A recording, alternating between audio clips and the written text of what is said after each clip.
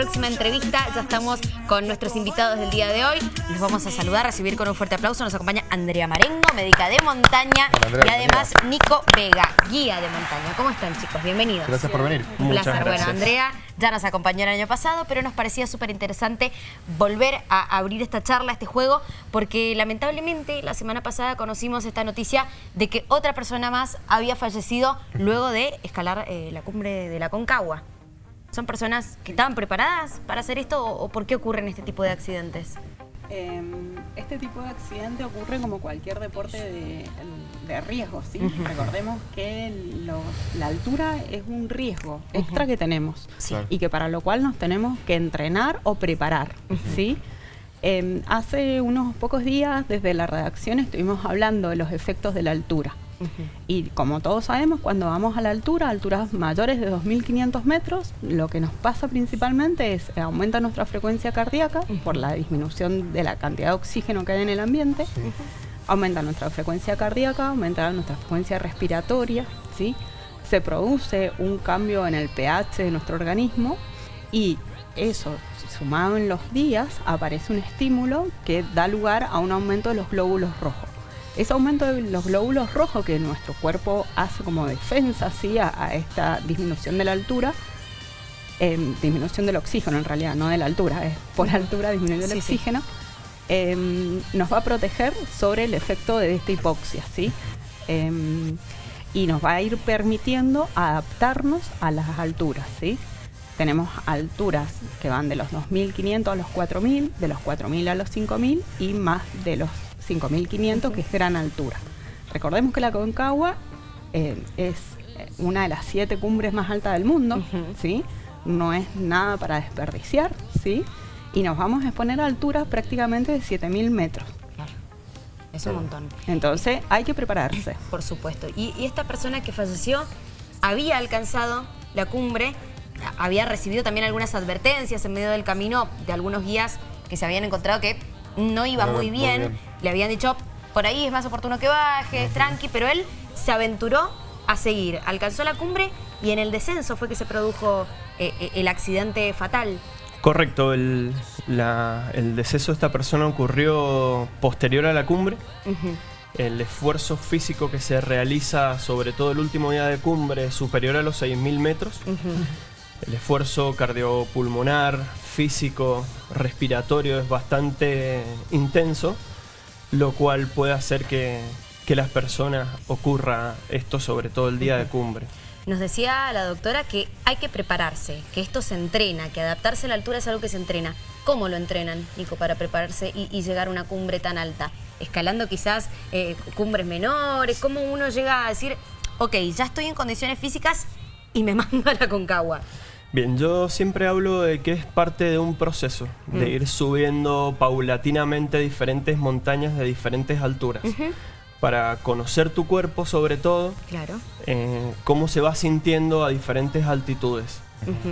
Creo que cuando uno tiene la experiencia, el entrenamiento, recién ahí puede optar por elegir subir una montaña alta. Claro, ser más conscientes con los estudios. Y Andrea, ¿cuáles son los tipos de estudios pertinentes en líneas generales que necesita una persona para poder hacer este tipo de deportes? Principalmente lo que se les recomienda es una buena ergometría, ¿sí? Bien. Y todo un chequeo cardiopulmonar, ¿sí? Porque recordemos que cuando hablamos de altura hay algunos parámetros que son más importantes que otros. En este momento, o sea, el tema de la altura, la primera adaptación la da el pulmón. Entonces tengo que estar bien desde el punto de vista respiratorio y cardiovascular, ¿sí? Bien. Pero es lo que decía Nicolás, o sea, ¿puedo ir a la altura? Sí, puedo ir a la altura. ¿Es peligrosa la altura? En forma relativa, ¿sí? Porque si yo me entreno para ir y soy consciente de cómo mi organismo se va sintiendo y si aparece cefalea, si aparece náuseas o vómito, tengo la precaución de o quedarme quieto o disminuir, ¿sí? O disminuir, o sea, descender, no voy a tener riesgo, ¿sí?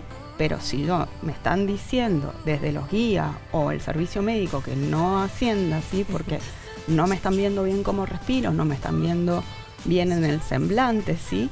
Empiezo a alucinar, porque muchas veces aparecen las alucinaciones. Y hay cosas y sigo, o sea, que puede salir mal. Y como que todo. Todo. Sin ¿Sí? dudas. ¿Y estos chequeos, alguien te los pide? O sea, yo suponete, quiero escalar el Aconcagua, me vengo preparando, hago los chequeos. En algún momento yo tengo que presentar ese certificado de, hey, mirá, estoy apto, me mando a subir. No. No hay ningún No, organismo no. que controle que la persona sube. No. Cumple A con ver, lo que se pide es un apto médico, Ok. ¿sí? De ahí va en la seriedad del médico que da ese apto. Ajá.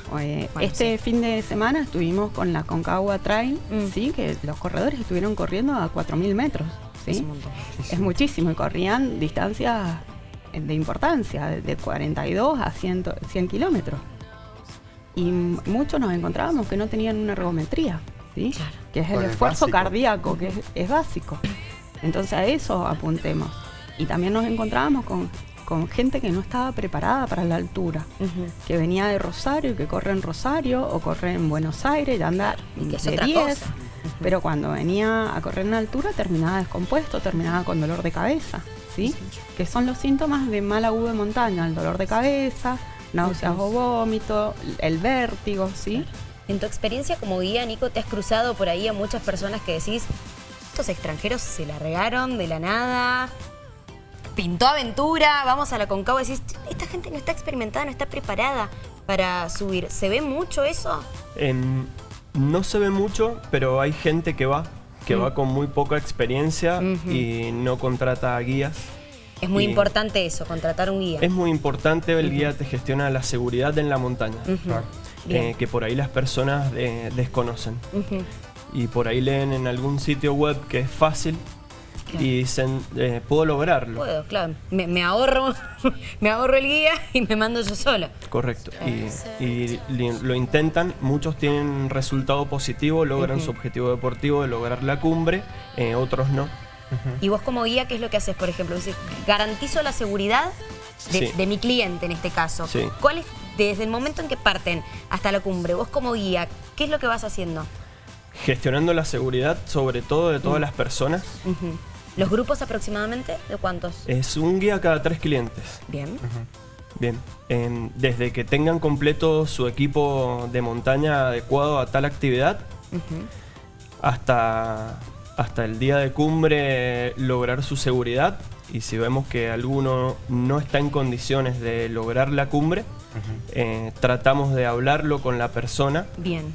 que realmente no tome decisiones incorrectas o que lo lleven a causar un accidente. Claro. Ese riesgo siempre está. Pero ya queda en esa persona. Correcto. Si él te dice, mirá, Claro, guía, quiere seguir, puede gracias seguir. por la recomendación, pero yo voy a seguir. De todas Vos ahí maneras. ya no puedes hacer nada. No, sí. Ah. Ahí es cuando intervenimos los guías y que realmente hablamos y le decimos, realmente no estás bien, Sí.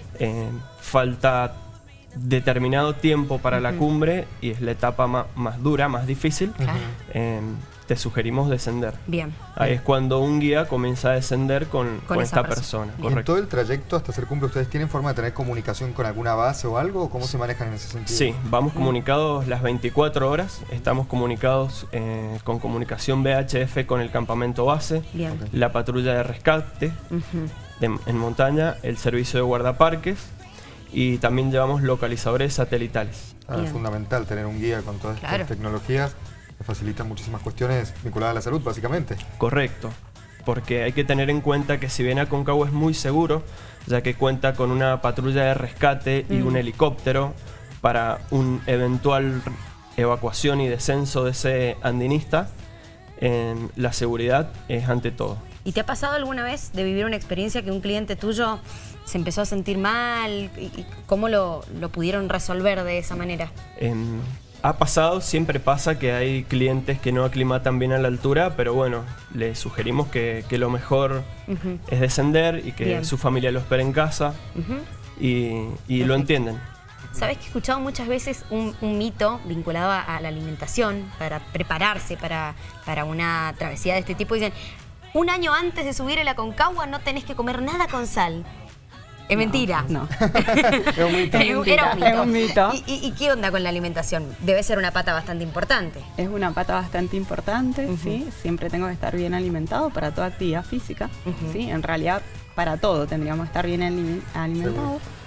siempre buscar una dieta más mediterránea, rica en proteínas y fibras, y no tanto en hidratos de carbono, ¿sí? Si bien en los días de cumbre los hidratos de carbono son muy aconsejables, ¿sí? ¿Allá qué comen? ¿Cómo lo llevan? Es difícil porque, digo, es una expedición bastante larga. Lógico. Hay que prever, ¿no? Comida para todos los días. Correcto. En los campamentos bases hay cocineros que preparan las comidas para tanto desayunos, almuerzos y cenas para las expediciones. Y en la altura, en los campamentos de altura, les gestionamos todos nosotros. Bien. Desde el desayuno, el almuerzo y la cena. ¿Y qué suelen comer, por ejemplo? Bueno, el menú es muy variado, desde legumbres, pastas. Hay unas pastas Mira, en qué el rico. Aconcagua, qué rico. Andrea, como beca,